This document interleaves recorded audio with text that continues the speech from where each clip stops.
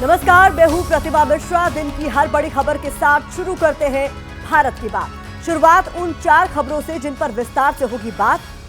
पहली बड़ी खबर, चुनावी मौसम में सभी सियासी दल जीत के लिए रेवड़ियां बांटने में व्यस्त हैं। वादों की बौछार इस तरह हो रही है मानो पैसे पेड़ पर लगते हो। टैक्स पेयर के पैसे से चलाई जा रही इन मुफ्त की योजनाओं का पूरा पोस्टमार्टम आज भारत की बात में हम करने वाले हैं। दूसरी बड़ी खबर, मुफ्त की योजना के साथ चुनावी मौसम में भड़काऊ बयानबाजी भी जोरों पर है। महाराष्ट्र और झारखंड के चुनाव में सभी दलों के नेता जाति और धर्म के नाम पर वोट जुटाने के लिए एक दूसरे के खिलाफ जमकर जहर उगल रहे हैं। तीसरी बड़ी खबर में बात करेंगे, एक तरफ योगी आदित्यनाथ चुनाव प्रचार में बुलडोजर एक्शन का जिक्र कर वाहवाही लूट रहे हैं, तो दूसरी ओर सुप्रीम कोर्ट ने यूपी सरकार के 5 साल पुराने बुलडोजर एक्शन पर जमकर फटकार लगाई और पीड़ितों को 25 लाख रुपए मुआवजा देने का फरमान सुनाया। चौथी खबर में बात होगी मुकद्दर का सिकंदर यानी डोनाल्ड ट्रंप की, जो डेमोक्रेटिक पार्टी की उम्मीदवार कमला हैरिस को भारी अंतर से हराकर दूसरी बार अमेरिका के राष्ट्रपति बन गए हैं। तो भारत की बात की शुरुआत करते हैं और सबसे पहले बात करेंगे मुफ्त वाली सियासत की, क्योंकि राजनीतिक दलों ने पिछले कुछ दशक में फ्री वाले वादे को चुनाव जीतने का हिट फॉर्मूला समझ लिया है। टैक्स भरने वाली जनता के पैसों के भरोसे पार्टियां मुफ्त वाले वादे करती हैं। किसे जीत मिलती है और किसे हार, ये तो अलग मुद्दा है, लेकिन फ्री वाली इस पॉलिटिक्स में तमाम पार्टियां शुमार हैं। हालांकि कोई भी पार्टी ये स्वीकार नहीं करती कि वो चुनाव जीतने के लिए मुफ्त की घोषणाएं करती हैं। जब बात अपने पर आती है तो ज्यादातर पार्टियां अपनी घोषणाओं को जन कल्याणकारी बताकर अपनी ही पीठ थपथपाती हैं। अलबत्ता तमाम दल अपने विरोधियों पर यह आरोप जरूर लगाते हैं कि वो चुनाव जीतने के लिए फ्रीबीज या रेवड़ी वाले हथकंडे अपनाते हैं। कई राज्यों में चल रही स्कीम्स को देखकर यह आसानी से समझा जा सकता है कि रेवड़ी बांटने के खेल में सभी पार्टियां शामिल हैं, फिर चाहे वो बीजेपी हो, कांग्रेस हो, आम आदमी पार्टी हो, शिवसेना हो या फिर कोई और दल। भारत की बात में फ्रीबीज का मुद्दा हम इसलिए उठा रहे हैं क्योंकि महाराष्ट्र और झारखंड में विधानसभा चुनाव हो रहे हैं और वोट बटोरने की कोशिश में जुटी पार्टियों और गठबंधनों को सरकारी खजाने की परवाह बिल्कुल नहीं है। शुरुआत महाविकास आघाड़ी में बड़े भाई का रोल प्ले कर रही कांग्रेस से करते हैं। मुंबई के बांद्रा कुर्ला कॉम्प्लेक्स में मल्लिकार्जुन खड़गे और राहुल गांधी की मौजूदगी में महाविकास आघाड़ी ने अपना चुनावी गारंटी का ऐलान कर दिया। बैंक अकाउंट में महाराष्ट्र की महिलाओं को 3,000 रुपए सीधा खटाखट नजर जाएगा। और जब महाराष्ट्र की महिलाएं महाराष्ट्र में बस में कहीं जाएंगी तो उन्हें बस टिकट खरीदने के लिए 1 रुपया नहीं देना पड़ेगा, फ्री में जाएंगी। इससे पहले महायुति ने 5 नवंबर यानी मंगलवार को अपना घोषणा पत्र जारी किया। मुंबई से दूर कोल्हापुर में जिस जनसभा में यह घोषणा पत्र जारी किया गया उसमें मुख्यमंत्री एकनाथ शिंदे, देवेंद्र फडणवीस और अजीत पवार मौजूद थे, जहां 10 बड़े वादों का ऐलान किया गया। अब हम आपको दोनों के घोषणा पत्र के बड़े वादे भी दिखा देते हैं।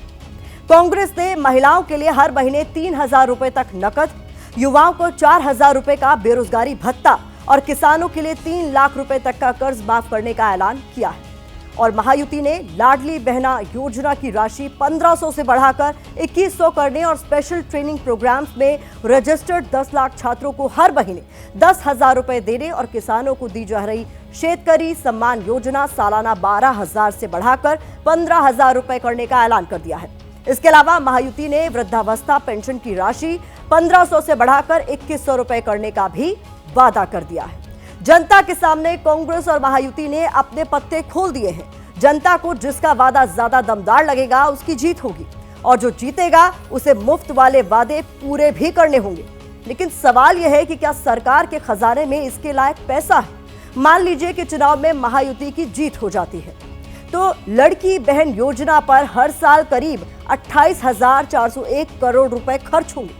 स्पेशलाइज्ड ट्रेनिंग लेने वाले 10 लाख युवाओं को हर महीने दी जाने वाली 10,000 रुपए की मदद पर 12,000 करोड़ खर्च होंगे। किसानों के लिए शेतकरी सम्मान योजना पर सालाना 13,727 करोड़ रुपए की जरूरत पड़ेगी। इन 3 योजनाओं पर महाराष्ट्र सरकार को सालाना 54,128 करोड़ रुपए खर्च करने होंगे। यह रकम महाराष्ट्र की जीडीपी का 1.28% होगा। मुफ्त वाली सियासत को लेकर लगाए जाने वाले आरोपों पर हमने महायुति और महाविकास अघाड़ी दोनों के नेताओं से बात की तो बड़े ही दिलचस्प जवाब मिले।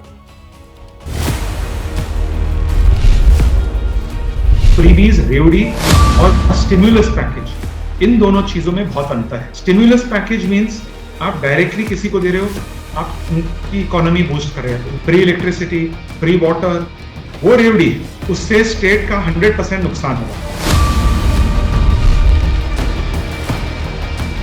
महायुति वाले डर डर के जी रहे हैं, कोई हिम्मत नहीं है। ये 56 इंच का सीना बिना जो है ना, वो दिल्ली में भी खत्म हो गया, यहाँ भी खत्म हो गया। यहाँ 5 इंच का सीना भी नहीं है, वो छोटा रहता ना माचिस बॉक्स, उतना उनका सीना है। ये क्या हमसे लड़ेंगे? हमने कुछ घोषणा किया तो तुरंत दूसरा घोषणा करेंगे। अरे आप सरकार में है ना, तो सरकार जैसी बात करो भाई। महाराष्ट्र की आर्थिक स्थिति बहुत मजबूत है। जो कुछ किसानों के लिए, महिलाओं के लिए योजना महायुति के तरफ से वो करने की काबिलियत युति के सरकार के माध्यम से बिल्कुल है। जो महाराष्ट्र है वो $500 बिलियन की इकोनॉमी है और जल्द ही $1 ट्रिलियन की इकोनॉमी बनने जा रही है। महाराष्ट्र सक्षम है। हम जो स्कीम में पैसा खर्चा करते हैं उसके लिए महाराष्ट्र के पास सभी फैसिलिटीज है।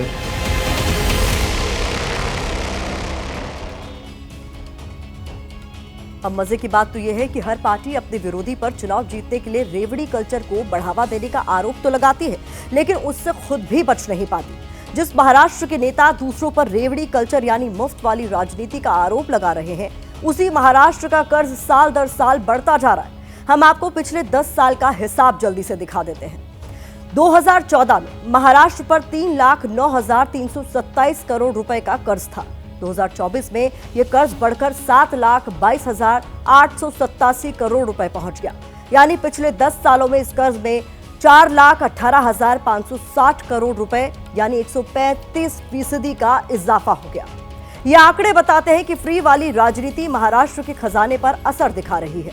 अब बात करते हैं दूसरे चुनावी राज्य झारखंड की, क्योंकि वहां की तस्वीर भी ज्यादा अलग नहीं है। झारखंड में बीजेपी ने गोगो दीदी स्कीम के तहत महिलाओं को हर महीने 2100 रुपए देने का वादा किया है। उसकी गोगो दीदी स्कीम पर हर साल करीब 40,465 करोड़ रुपए खर्च होंगे। ग्रेजुएट और पोस्ट ग्रेजुएट बेरोजगार युवाओं को 2 साल तक हर महीने 2,000 रुपए, रोजगारी भत्ते के लिए 1,838 करोड़ रुपए सालाना की जरूरत होगी। जबकि इंडिया ब्लॉक ने महिलाओं को हर महीने 2,500 रुपए देने का और हर व्यक्ति को हर महीने 7 किलो मुफ्त अनाज देने का वादा किया है। यह पूरा खर्च हमारे और आपके जैसे टैक्स पेयर्स चुकाएंगे।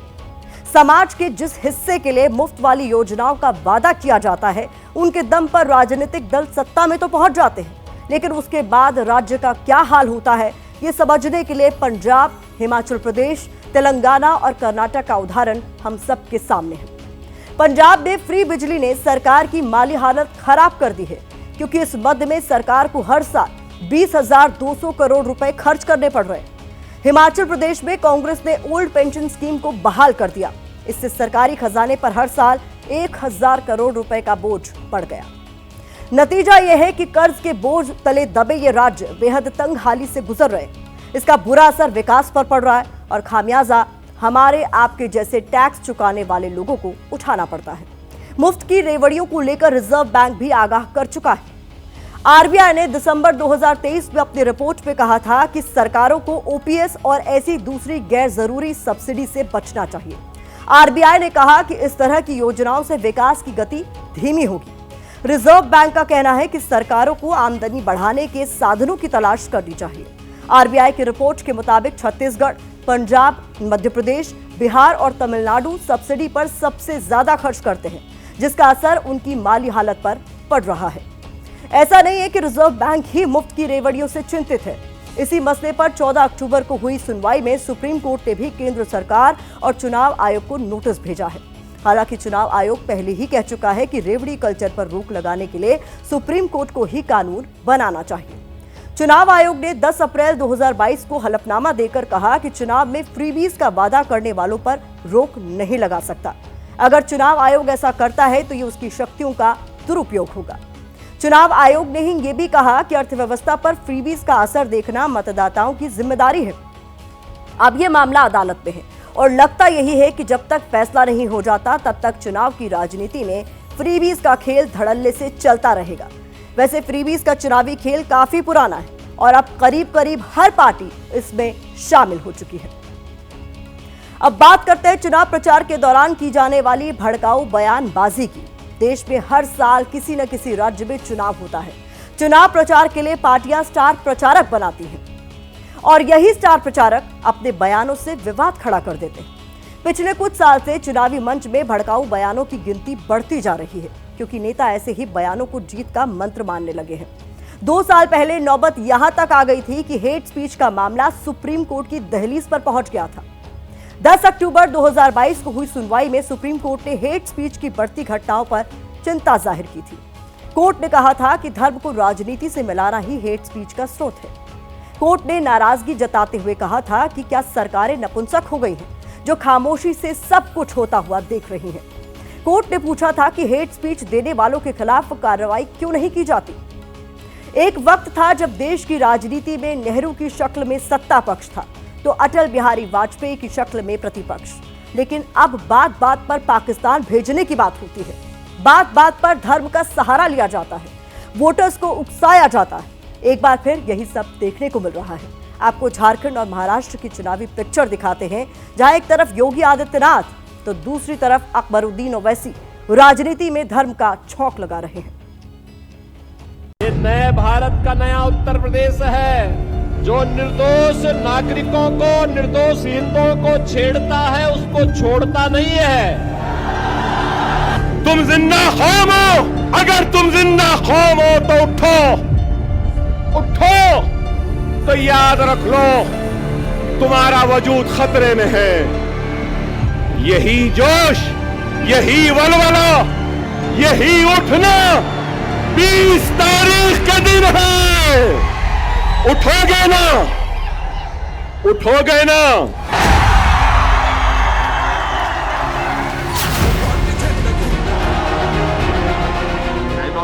झारखंड से महाराष्ट्र तक चुनाव का माहौल है और नेता अपने अपने वोटर में जोश भरने की कोशिश में जुटे हुए हैं। न शब्दों की परवाह है और न ही कोई संकोच, जो जुबान पर आया बोल दिया। योगी तेरे आने के बाद अकबर भी आने वाला है। मोदी तेरे आने के बाद अकबर भी आने वाला है। आज ये लोग यात्रा रोक रहे हैं।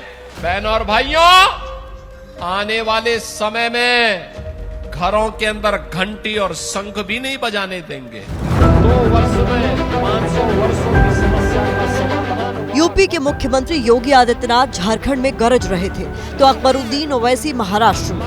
दोनों की लाइन लेंथ बराबर थी और शब्दों का भाव बिल्कुल एक।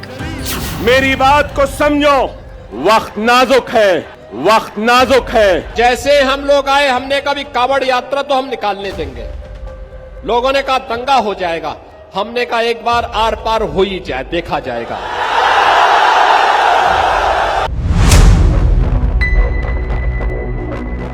अकबरुद्दीन ओवैसी AIMIM अध्यक्ष असदुद्दीन ओवैसी के छोटे भाई हैं और इस बार जब महाराष्ट्र के संभाजी नगर में चुनाव प्रचार करने पहुंचे तो फिर 15 मिनट वाले बयान की याद दिला दी। 45 कैंपेनिंग का टाइम 10 बजे, अभी 15 मिनट बाकी है। अरे भाई 15 मिनट बाकी है, सब्र करिए ना। वो मेरा पीछा छोड़ती है ना मैं उस। आपको बता दें कि 15 मिनट वाले बयान के चलते ही अकबरुद्दीन ओवैसी पहली बार सुर्खियों में आए थे। 12 साल पहले साल 2012 में उन्होंने भड़काऊ बयान दिया था जिसके चलते उन पर मुकदमा भी हुआ था। अरे हिंदुस्तान, हम 25 करोड़ है ना, तुम 100 करोड़ है ना। ठीक है, तुम तो हमारे से इतने ज्यादा है। 15 मिनट के लिए पुलिस को हटा लो, बता लेंगे किसमें हिम्मत है, कौन ताकतवर है। अब जब छोटे ओवैसी ने 15 मिनट की याद दिलाई तो बीजेपी को ये बात फिर से चुभ गई। आज अगर हिंदू समाज को एकजुट रहने की हम बात करते हैं तो उसमें किसी को भी दुख अथवा क्रोध होना नहीं चाहिए। इनकी राजनीति ही इस बात पर चलती है कि मेरा समाज, हमारा समाज बढ़ता है तो इनका वोट बढ़ता है। अकबरुद्दीन ओवैसी का ये बयान चुनावी मौसम में आया है और उद्धव गुट से लेकर कांग्रेस तक ने ओवैसी बंधुओं को बीजेपी की बी टीम बताना शुरू कर दिया है। भारतीय जनता पार्टी की ए टीम, बी टीम, सी टीम अभी कहाँ है, कब आएंगी? तो आ गए। महाराष्ट्र का अल्पसंख्यक ये महाविकास आघाड़ी के साथ है, ये बात बीजेपी को विचलित कर गई तो बी टीम को उतार दिया। हमने तो बार बार कहा ना भाई, MIM हो या केजरीवाल हो तो बी टीम है और बी टीम बुलाई जाती है इनकी जब इनको लगता है, तो बी टीम अपना काम कर रही है। लेकिन वलवला आज भी बाकी। इधर अकबरुद्दीन ओवैसी महफिल सजाने में जुटे हैं तो झारखंड से लेकर महाराष्ट्र तक योगी आदित्यनाथ भी हिंदुत्व की पिच पर वोटर्स की गोलबंदी कर रहे हैं। निगाहें पत्थरबाजों पर है, लेकिन निशाना किस पर है ये सबको पता है। ताकत का एहसास कराइए और ताकत का एहसास कराएंगे जो पत्थरबाज है, सड़कों पे आपके लिए झाड़ू लगा करके रास्ता साफ करते हुए दिखाई देंगे। ये बजरंगी पताका हर घर में फहराई हुई दिखाई देगी। नेता जानते हैं कि चुनावी मंचों से दिया गया उनका बयान कुछ दिनों तक चर्चा में रहेगा। भड़काऊ बयान देने वाले नेता अगर सत्ता में नहीं है तो मामला थाने तक भी पहुंचेगा, लेकिन उसके बाद होगा कुछ नहीं। आज तक कई नेताओं ने भड़काऊ बयान दिए, लेकिन ढूंढने पर भी कोई ऐसा नाम सामने नहीं आएगा जिस पर सख्त एक्शन लिया गया है। मामला चुनाव प्रचार से जुड़ा होता है तो चुनाव आयोग कुछ दिनों के लिए प्रचार पर पाबंदी लगा देता है, लेकिन नेता तो नेता ठहरे।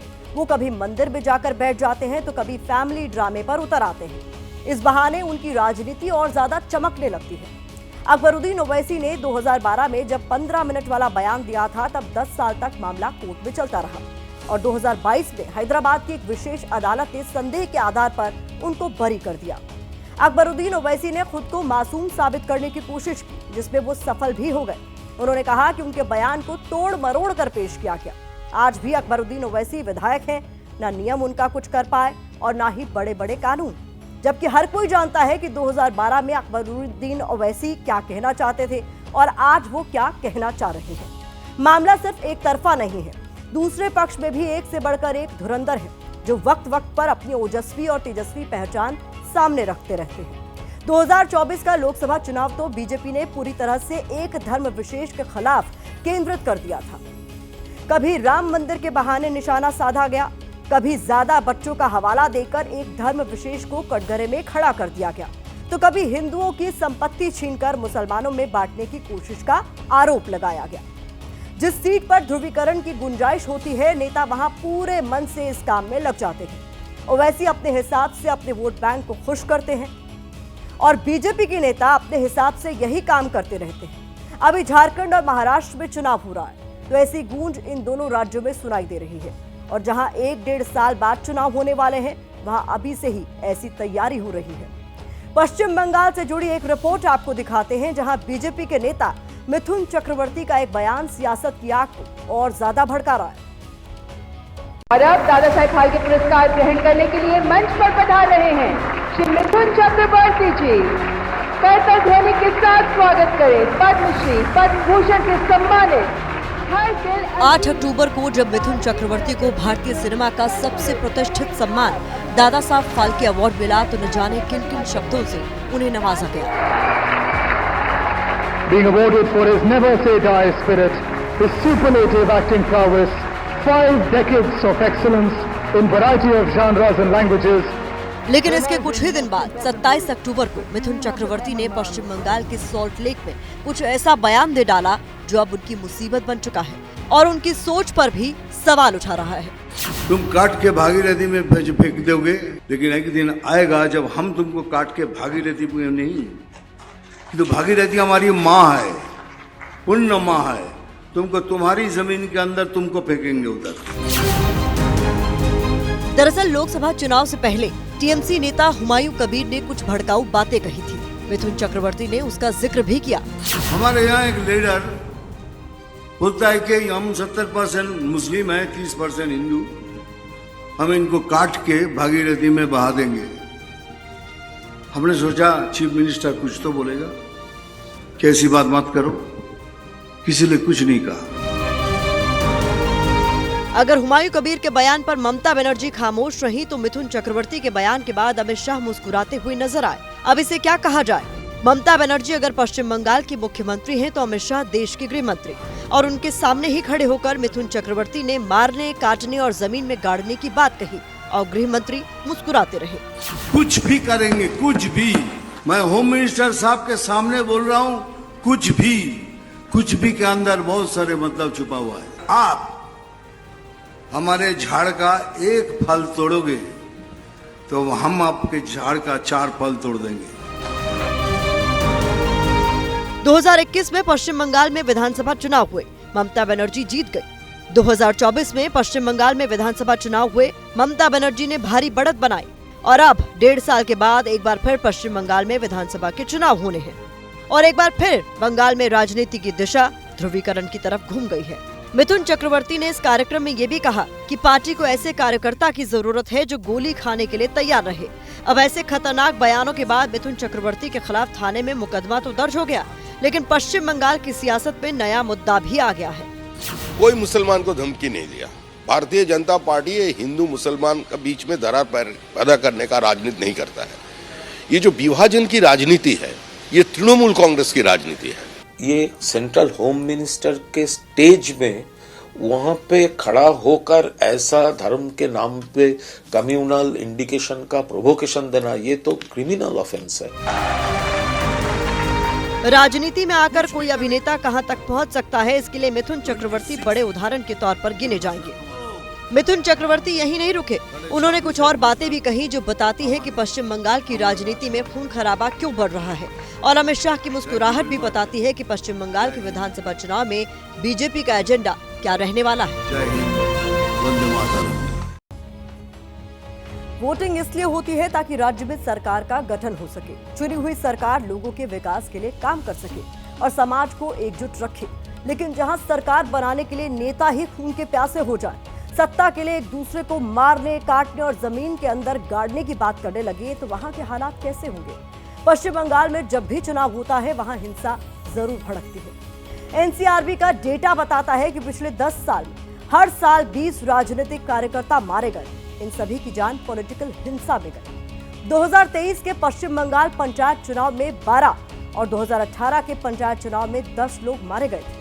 अभी 5 महीने पहले भी जब पश्चिम बंगाल में लोकसभा चुनाव हो रहे थे, तब भी कई जगहों पर राजनीतिक हिंसक झड़प हुई थी।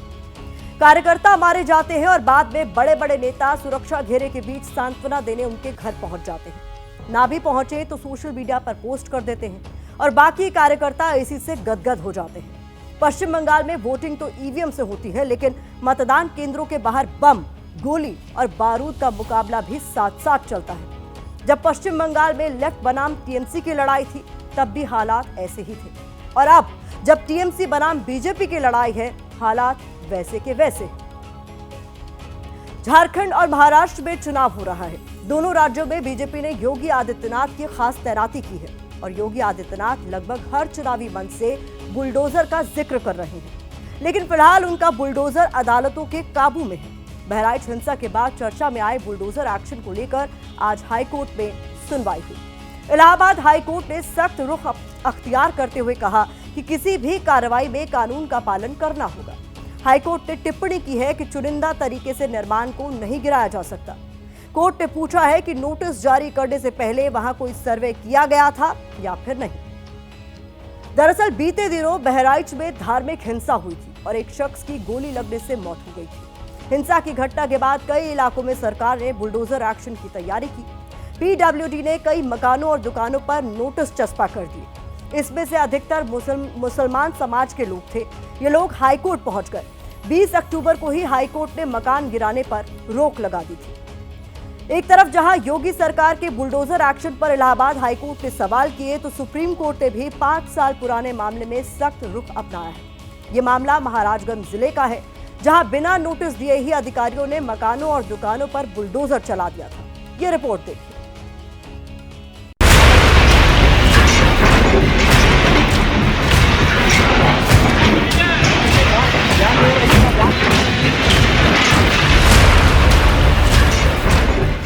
ये साल 2019 की तस्वीर है, जब योगी आदित्यनाथ की सरकार को बने सिर्फ 2 साल बीते थे और यूपी में बुलडोजर वाली कार्रवाई को नए पंख लग रहे थे।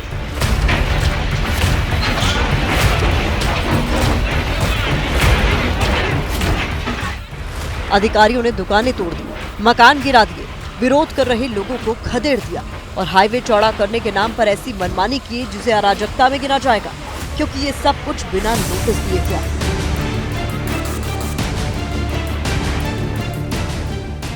लेकिन 5 साल बाद अधिकारी कटघरे में खड़े हो गए हैं। सरकार को जवाब देते नहीं बन रहा और जो पीड़ित थे उन्हें इंसाफ मिला है। सुप्रीम कोर्ट ने याचिकाकर्ता को 25 लाख रुपए का मुआवजा देने को कहा है। साथ ही चीफ सेक्रेटरी से यह भी कहा है कि पूरे मामले की जांच की जाए और जांच के बाद कार्रवाई की जाए। सुप्रीम कोर्ट ने मुझे न्याय दिया है और यह जीत मेरे परिवार और मेरी जीत के अलावा यह महाराजगंज जिले के 40 लाख लोगों की जनता और जिनके भी मकान जबरन दहशत फैलाकर तोड़वाए गए उनके लिए न्याय और मुआवजे की उम्मीद की एक किरण लेकर आया है। हाईवे चौड़ा करने के नाम पर बिना नोटिस दिए जिस पुश्तैनी मकान पर कार्रवाई की गई थी वो मनोज टिबड़ेवाल का था। मनोज कोर्ट पहुंचे और अब कोर्ट ने इस मामले में सख्त रुख अपनाया है। चीफ जस्टिस की अध्यक्षता वाली बेंच ने इस आदेश की कॉपी सभी राज्यों को भेजने का निर्देश दिया है ताकि यूपी के ऐसे मॉडल की देखा देखी कोई दूसरा राज्य न करे।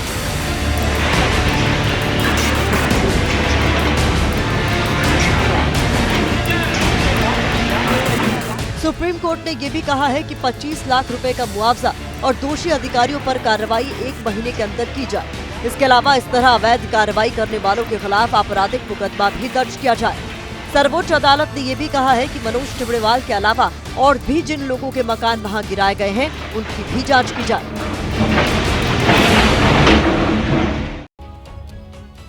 ये पहली बार नहीं है जब बुलडोजर एक्शन पर सुप्रीम कोर्ट सख्त हुआ है। कुछ दिन पहले सुप्रीम कोर्ट ने बुलडोजर की कार्रवाई पर पूरी तरह से ब्रेक लगाने का फैसला सुनाया था। कोर्ट ने अपने फैसले में कहा था कि बिना कानूनी प्रक्रिया का पालन किए अचानक कार्रवाई गलत है। अब बुलडोजर एक्शन पर सुप्रीम कोर्ट की तरफ से दिशा निर्देश तैयार किए जाएंगे। कोर्ट ने कहा था कि किसी व्यक्ति पर अपराध का आरोप लगना उसका मकान गिराने का आधार नहीं हो सकता। वैसे तो बुलडोजर का इस्तेमाल अवैध कब्जा हटाने के लिए होता है, लेकिन 2017 के बाद से इसकी पहचान बदल गई है। अब बुलडोजर राजनीतिक हो चुका है। हालांकि ऐसा होकर भी वो किसी पार्टी में शामिल नहीं हो सकता, लेकिन बीजेपी के कई राज्य सरकारों ने उसे अपना हिस्सा जरूर बना लिया है। मध्य प्रदेश, हरियाणा, असम, गुजरात, उत्तराखंड और राजस्थान के साथ साथ छत्तीसगढ़ में भी बुलडोजर खूब गरज रहा था। हालांकि सुप्रीम कोर्ट की रोक के बाद बुलडोजर शांत है और यूपी के महाराजगंज वाले मामले ने बुलडोजर चलाने वाले अधिकारियों को फिर से सतर्क कर दिया है, क्योंकि सरकार को खुश करने के लिए अधिकारी आज अगर किसी का पुश्तैनी मकान गिरा रहे हैं तो आने वाले वक्त में न केवल उनको जवाब देना पड़ेगा बल्कि उन्हें सजा भी मिल सकती है।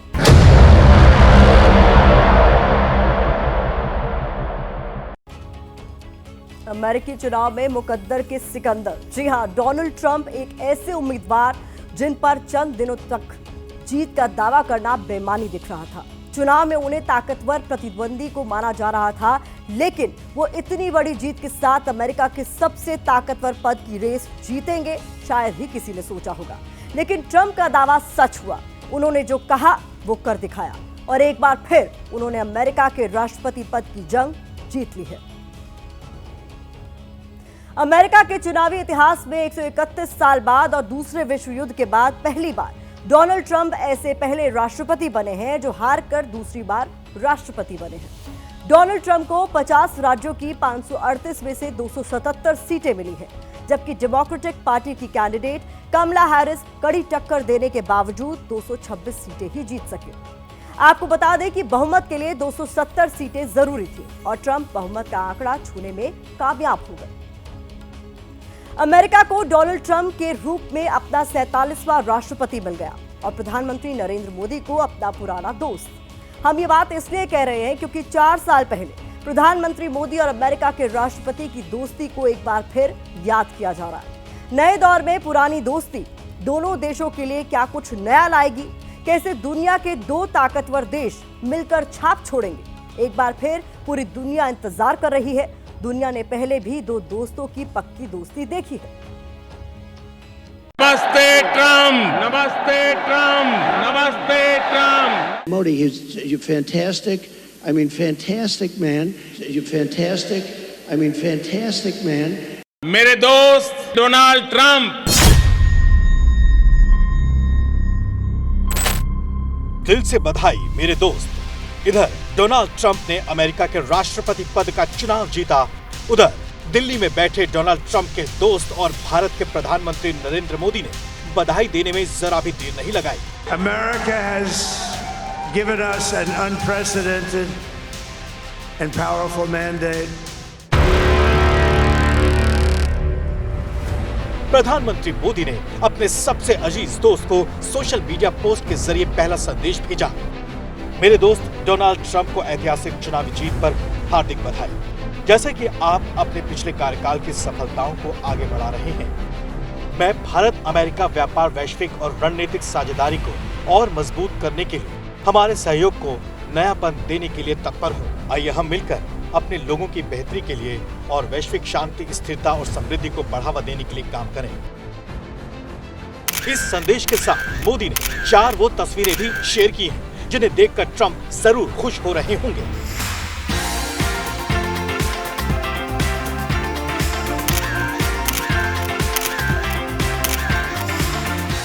My true friend, Prime Minister Modi. अब आप इन 2 तस्वीरों को देखिए। इनमें से एक साल 2019 की है, जब ह्यूस्टन में हाउडी मोदी कार्यक्रम हुआ और मोदी के कसीदे पढ़ने के लिए खुद डोनाल्ड ट्रंप पहुंचे थे। One of America's greatest, most devoted and most loyal friends, Prime Minister Modi of India. Thank you. और दूसरी तस्वीर इसके बाद की है, जब भारत में राष्ट्रपति के रूप में डोनाल्ड ट्रंप आए थे और पीएम मोदी ने उनका स्वागत नमस्ते ट्रंप कार्यक्रम के दौरान किया। मेरे दोस्त प्रेसिडेंट डोनाल्ड ट्रंप अपनी ऐतिहासिक भारत यात्रा का आरंभ अहमदाबाद में नमस्ते ट्रंप से कर रहे हैं।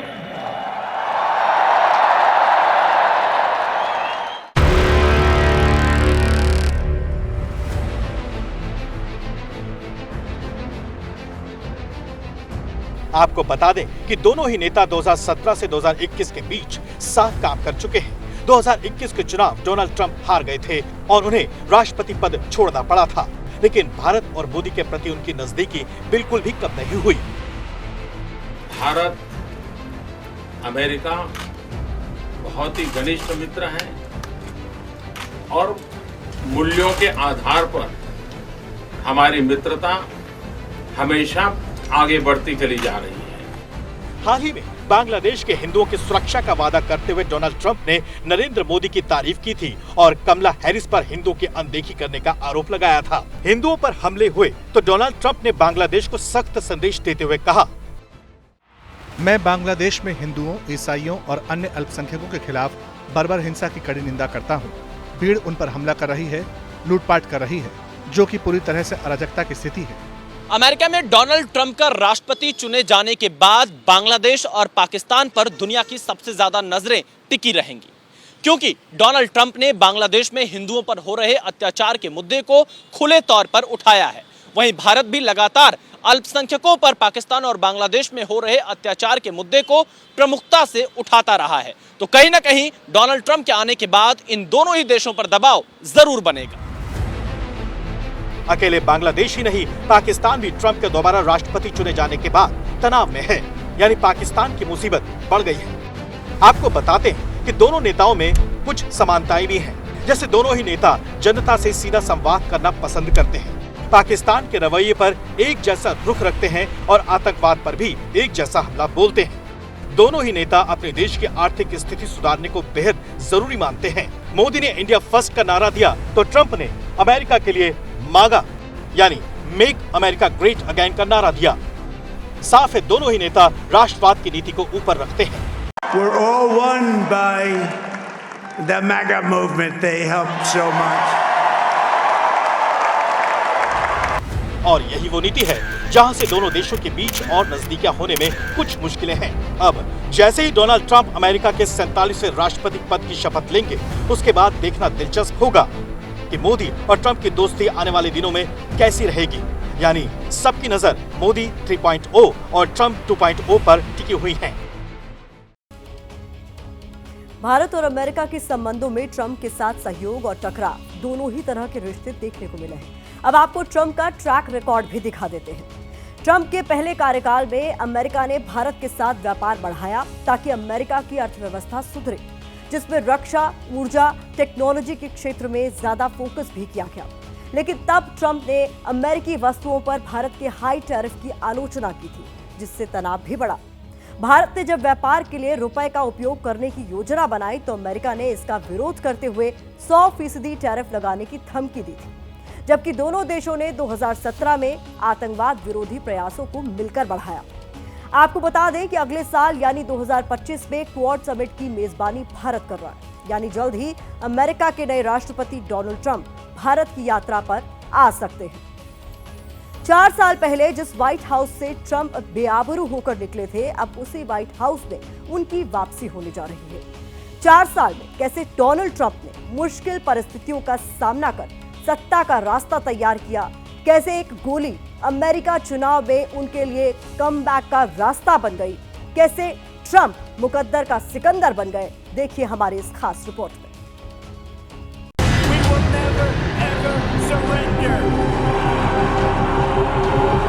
सिर्फ 2 सेंटीमीटर से मौत को मार, जिस शख्स का मौत से साक्षात्कार हुआ हो, उसने चंद सेकंड में ही विक्ट्री साइन में मुट्ठी भींचकर हवा का रुख अपनी तरफ मोड़ दिया था। पेंसिल्वेनिया की इन तस्वीरों ने अमेरिका में ट्रंप की छवि को एक मजबूत और सशक्त प्रशासक के रूप में पेश किया। ट्रंप के मेक अमेरिका, ग्रेट अमेरिका के नारे को धार मिली।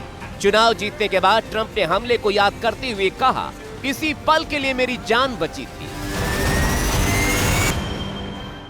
God spared my life for a reason, and that reason was to save our country. 5 महीने बाद यही वो पल था जिसने अमेरिकी चुनाव की दशा और दिशा दोनों बदल दी। इससे पहले ट्रंप कई चुनौतियों से जूझ रहे थे। 2020 में व्हाइट हाउस से उनकी विदाई भी दंगों और उत्पात की भेंट चढ़ गई।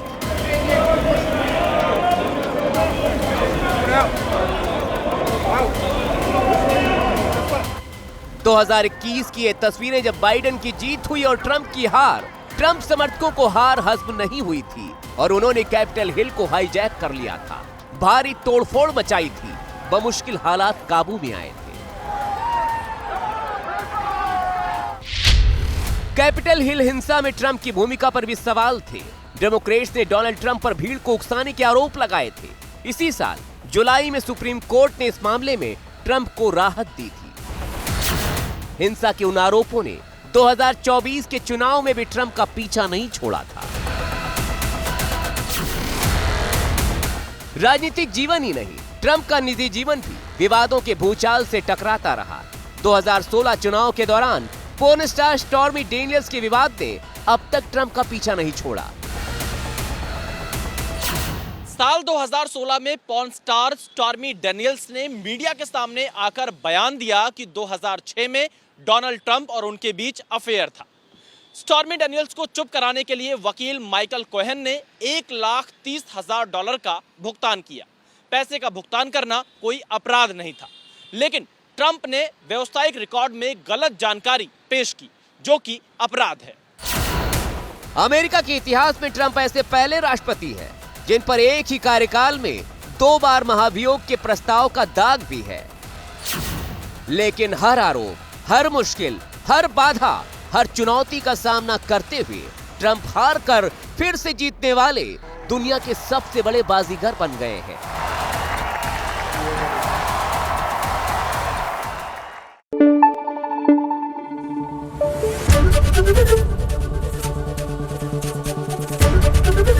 ABP न्यूज आपको रखे आगे।